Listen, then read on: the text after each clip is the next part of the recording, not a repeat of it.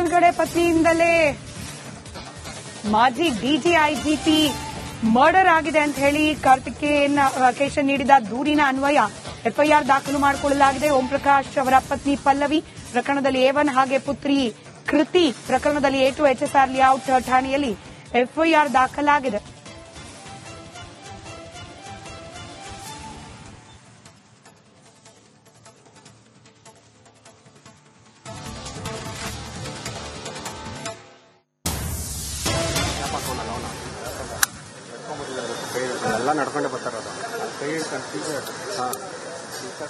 ಅನ್ವಯ ಎಫ್ಐಆರ್ ದಾಖಲಾಗಿದೆ. ಪತ್ನಿ ಪಲ್ಲವಿ ಪ್ರಕರಣದಲ್ಲಿ A1 ಆಗಿದ್ರೆ ಪುತ್ರಿ ಕೃತಿ ಪ್ರಕರಣದಲ್ಲಿ A2 HSR ಲೇಔಟ್ ಠಾಣೆಯಲ್ಲಿ ಪ್ರಕರಣ ದಾಖಲಾಗಿ ವಿಚಾರಣೆ ಕೂಡ ಮುಂದುವರೆದಿದೆ. ಮತ್ತೊಂದು ಕಡೆ ದೃಶ್ಯದಲ್ಲಿ ಗಮನಿಸ್ತಾ ಇದ್ದೀರಿ, ಸೇಂಟ್ ಜಾನ್ಸ್ ಆಸ್ಪತ್ರೆಯ ಮುಂಭಾಗದ ದೃಶ್ಯಗಳಿದು. ಅವರ ಕುಟುಂಬಸ್ಥರಲ್ಲಿದ್ದಾರೆ. ಮರಣೋತ್ತರ ಪರೀಕ್ಷೆ ಸದ್ಯಕ್ಕೆ ಆಸ್ಪತ್ರೆಯಲ್ಲಿ ನಡೀತಾ ಇದೆ. ಮತ್ತಷ್ಟು ಡೀಟೇಲ್ಸ್ ನಮ್ಮ ಪ್ರತಿನಿಧಿ ಧ್ರುವ ನೀಡ್ತಾ ಹೋಗ್ತಾರೆ. ನೇರ ಸಂಪರ್ಕದಲ್ಲಿದ್ದಾರೆ ಧ್ರುವ. ಒಂದ್ ಕಡೆ ಪೋಸ್ಟ್ ಮಾರ್ಟಮ್ ನಡೀತಾ ಇದೆ, ಅಂತಿಮ ದರ್ಶನಕ್ಕೆ ಸಿದ್ಧತೆ.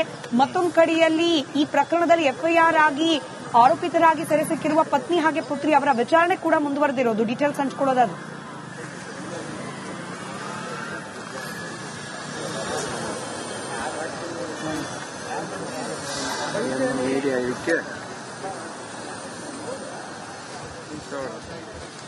ಸ್ಮಿತಾ, ಈಗ ಸೇಂಟ್ ಜಾನ್ಸ್ ಆಸ್ಪತ್ರೆಯ ಶವಾಗಾರದಲ್ಲಿ ಪೋಸ್ಟ್ ಮಾರ್ಟಮ್ ಪ್ರಕ್ರಿಯೆ ಕೂಡ ನಡೀತಾ ಇದೆ. ಈಗಾಗಲೇ FSL ತಂಡದವರು ಬಂದು ಕೂಡ ತೆರಳಿದ್ದಾರೆ. ಇನ್ನೇನು ಕೆಲವೇ ಕ್ಷಣದಲ್ಲಿ ಈ ಒಂದು ಪ್ರಕ್ರಿಯೆ ಮುಗಿಯುತ್ತೆ. ಅದಾದ ನಂತರ HSR ಲೇಔಟ್ನಲ್ಲಿರುವಂತಹ ಟೆನಿಸ್ ಕೋರ್ಟ್ನಲ್ಲಿ ಸಾರ್ವಜನಿಕ ಅಂತಿಮ ದರ್ಶನಕ್ಕೆ ವ್ಯವಸ್ಥೆಯನ್ನು ಕೂಡ ಮಾಡಲಾಗ್ತದೆ. ಇದರ ನಡುವೆ HSR ಲೇಔಟ್ನಲ್ಲಿ ಈಗ ಸದ್ಯ ಪತ್ನಿ ಪಲ್ಲವಿ ಹಾಗೆ ಮಗಳು ಕೃತಿಯ ವಿರುದ್ಧ ಎಫ್ಐಆರ್ ದಾಖಲಾಗಿದೆ. ಆ ಎಫ್ಐಆರ್ನ ಪ್ರತಿ ಕೂಡ ಈಗ ಲಭ್ಯವಾಗಿದೆ. ಪುತ್ರ ಕಾರ್ತಿಕೇಶ್ ನೀಡಿದ ದೂರಿನ ಅನ್ವಯ ಈ ಒಂದು ಎಫ್ಐಆರ್ ದಾಖಲಾಗಿದೆ. ಎಫ್ಐಆರ್ನಲ್ಲಿ ಕಳೆದ 10 ದಿನದ ಹಿಂದೆ ಗಲಾಟೆ ಆಗ್ತಾ ಇತ್ತು. ಕಳೆದ ಒಂದು ವಾರದ ಹಿಂದೆ ಕೊಲೆ ಬೆದರಿಕೆ ಇದೆ ಅಂತ ಹೇಳಿ ಡಿಜಿಐಜಿಪಿ ಓಂ ಪ್ರಕಾಶ್ ಅವರ ತಂಗಿ ಸರಿತಾ ಕುಮಾರಿ ಅವರ ಮನೆಗೆ ಹೋಗಿದ್ರು. 2 ದಿನದ ಹಿಂದೆ ಹೋಗಿ ಕೃತಿ ಅವರನ್ನ ಹಠ ಮಾಡಿ ವಾಪಸ್ ಮನೆಗೆ ಕರ್ಕೊಂಡು ಬಂದಿದ್ರು. ಆದ್ರೆ ನಿನ್ನೆ ಈ ಒಂದು ಕೊಲೆ ಆಗಿದೆ.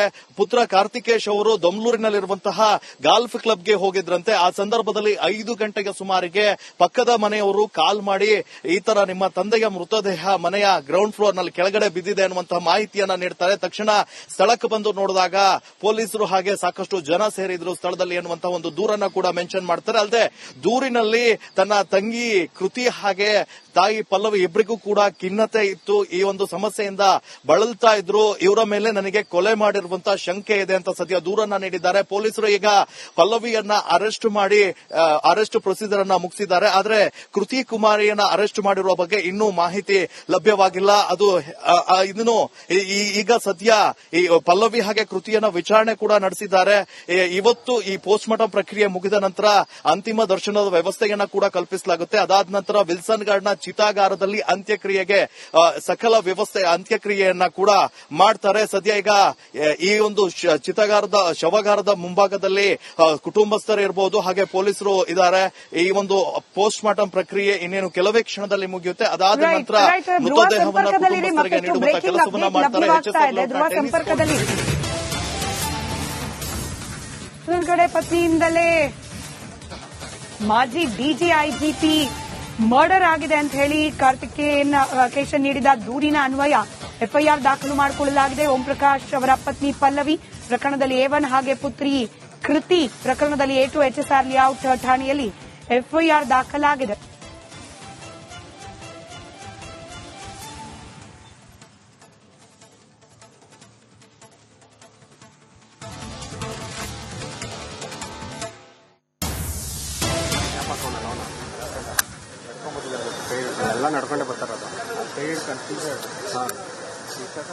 ಅನ್ವಯ ಎಫ್ಐಆರ್ ದಾಖಲಾಗಿದೆ.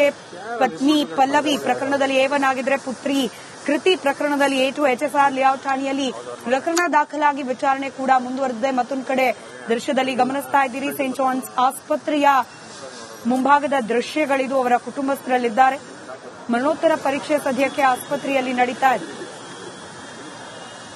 ಮತ್ತಷ್ಟು ಡೀಟೇಲ್ಸ್ ನಮ್ಮ ಪ್ರತಿನಿಧಿ ಧ್ರುವ ನೀಡ್ತಾ ಹೋಗ್ತಾರೆ. ನೇರ ಸಂಪರ್ಕದಲ್ಲಿದ್ದಾರೆ ಧ್ರುವ. ಒಂದ್ ಕಡೆ ಪೋಸ್ಟ್ ಮಾರ್ಟಮ್ ನಡೀತಾ ಇದೆ, ಅಂತಿಮ ದರ್ಶನಕ್ಕೆ ಸಿದ್ಧತೆ.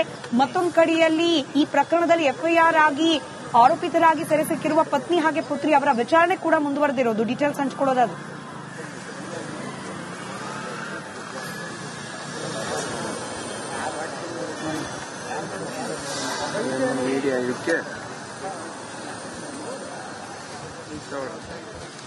ಸ್ಮಿತಾ, ಈಗ ಸೆಂಟ್ ಜಾನ್ಸ್ ಆಸ್ಪತ್ರೆಯ ಶವಾಗಾರದಲ್ಲಿ ಪೋಸ್ಟ್ ಮಾರ್ಟಂ ಪ್ರಕ್ರಿಯೆ ಕೂಡ ನಡೀತಾ ಇದೆ. ಈಗಾಗಲೇ ಎಫ್ಎಸ್ಎಲ್ ತಂಡದವರು ಬಂದು ಕೂಡ ತೆರಳಿದ್ದಾರೆ. ಇನ್ನೇನು ಕೆಲವೇ ಕ್ಷಣದಲ್ಲಿ ಈ ಒಂದು ಪ್ರಕ್ರಿಯೆ ಮುಗಿಯುತ್ತೆ. ಅದಾದ ನಂತರ ಎಚ್ಎಸ್ಆರ್ ಲೇಔಟ್ನಲ್ಲಿರುವಂತಹ ಟೆನಿಸ್ ಕೋರ್ಟ್ನಲ್ಲಿ ಸಾರ್ವಜನಿಕ ಅಂತಿಮ ದರ್ಶನಕ್ಕೆ ವ್ಯವಸ್ಥೆಯನ್ನು ಕೂಡ ಮಾಡಲಾಗ್ತದೆ. ಇದರ ನಡುವೆ ಎಚ್ಎಸ್ಆರ್ ಲೇಔಟ್ನಲ್ಲಿ ಈಗ ಸದ್ಯ ಪತ್ನಿ ಪಲ್ಲವಿ ಹಾಗೆ ಮಗಳು ಕೃತಿಯ ವಿರುದ್ಧ ಎಫ್ಐಆರ್ ದಾಖಲಾಗಿದೆ. ಆ ಎಫ್ಐಆರ್ನ ಪ್ರತಿ ಕೂಡ ಈಗ ಲಭ್ಯವಾಗಿದೆ.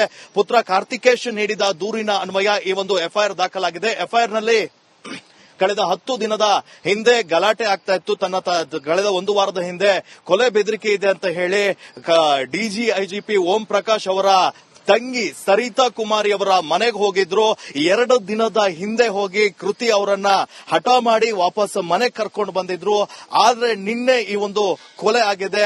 ಪುತ್ರ ಕಾರ್ತಿಕೇಶ್ ಅವರು ದೊಮ್ಲೂರಿನಲ್ಲಿರುವಂತಹ ಗಾಲ್ಫ್ ಕ್ಲಬ್ಗೆ ಹೋಗಿದ್ರಂತೆ. ಆ ಸಂದರ್ಭದಲ್ಲಿ 5 ಗಂಟೆಗೆ ಸುಮಾರಿಗೆ ಪಕ್ಕದ ಮನೆಯವರು ಕಾಲ್ ಮಾಡಿ ಈ ತರ ನಿಮ್ಮ ತಂದೆಯ ಮೃತದೇಹ ಮನೆಯ ಗ್ರೌಂಡ್ ಫ್ಲೋರ್ ನಲ್ಲಿ ಕೆಳಗಡೆ ಬಿದ್ದಿದೆ ಅನ್ನುವಂತಹ ಮಾಹಿತಿಯನ್ನ ನೀಡ್ತಾರೆ. ತಕ್ಷಣ ಸ್ಥಳಕ್ಕೆ ಬಂದು ನೋಡಿದಾಗ ಪೊಲೀಸರು ಹಾಗೆ ಸಾಕಷ್ಟು ಜನ ಸೇರಿದ್ರು ಸ್ಥಳದಲ್ಲಿ ಅನ್ನುವಂತಹ ಒಂದು ದೂರನ್ನ ಕೂಡ ಮೆನ್ಷನ್ ಮಾಡ್ತಾರೆ. ಅಲ್ಲದೆ ದೂರಿನಲ್ಲಿ ತನ್ನ ತಂಗಿ ಕೃತಿ ಹಾಗೆ ತಾಯಿ ಪಲ್ಲವಿ ಇಬ್ಬರಿಗೂ ಕೂಡ ಖಿನ್ನತೆ ಇತ್ತು. ಈ ಒಂದು ಸಮಸ್ಯೆಯಿಂದ ಬಳಲ್ತಾ ಇದ್ರು. ಇವರ ಮೇಲೆ ನನಗೆ ಕೊಲೆ ಮಾಡಿರುವಂತಹ ಶಂಕೆ ಇದೆ ಅಂತ ಸದ್ಯ ದೂರನ್ನ ನೀಡಿದ್ದಾರೆ. ಪೊಲೀಸರು ಈಗ ಪಲ್ಲವಿಯನ್ನ ಅರೆಸ್ಟ್ ಮಾಡಿ ಅರೆಸ್ಟ್ ಪ್ರೊಸೀಜರ್ ಅನ್ನ ಮುಗಿಸಿದ್ದಾರೆ. ಆದ್ರೆ ಕೃತಿ ಕುಮಾರಿಯನ್ನ ಅರೆಸ್ಟ್ ಮಾಡಿರುವ ಬಗ್ಗೆ ಇನ್ನೂ ಮಾಹಿತಿ ಲಭ್ಯವಾಗಿಲ್ಲ. ಅದು ಇದನ್ನು ಈಗ ಸದ್ಯ ಈ ಪಲ್ಲವಿ ಹಾಗೆ ಕೃತಿಯನ್ನ ವಿಚಾರಣೆ ಕೂಡ ನಡೆಸಿದ್ದಾರೆ.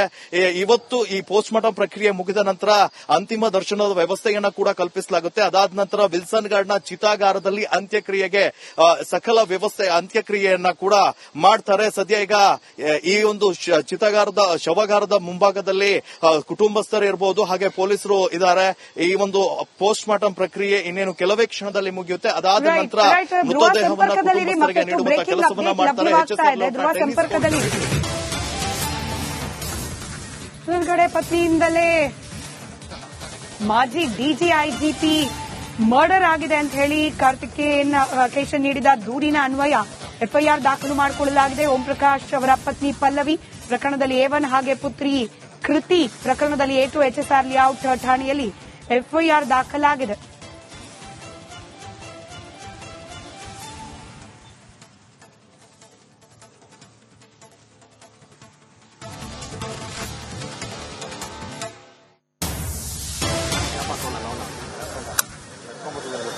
ಎಲ್ಲ ನಡ್ಕೊಂಡೆ ಬರ್ತಾರದು